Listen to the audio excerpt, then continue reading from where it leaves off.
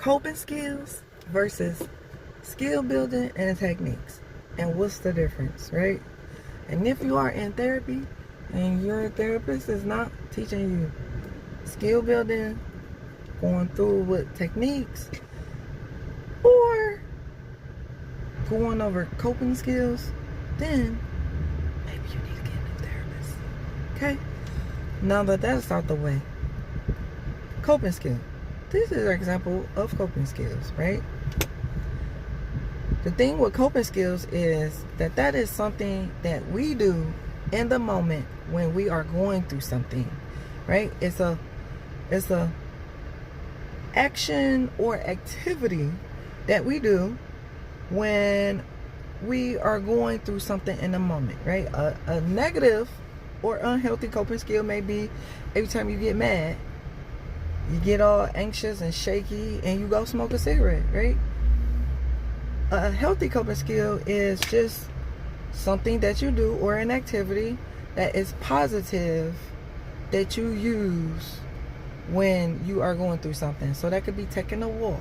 That could be, for some people, cleaning up. That can be going for a bike ride. That can be going to meditate, listening to music, right?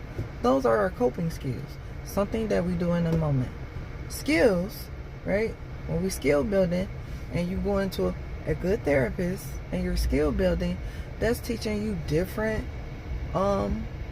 techniques that you can use, right?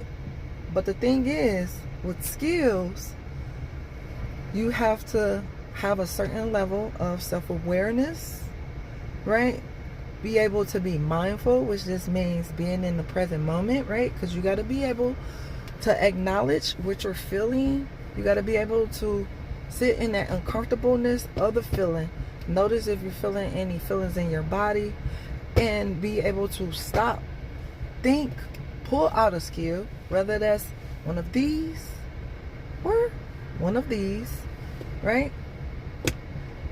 And finally, techniques is a skill that the therapist may use to show you how to decrease something or decrease something negative or increase something positive using a theory-specific skill. So CBT, cognitive behavioral therapy, right?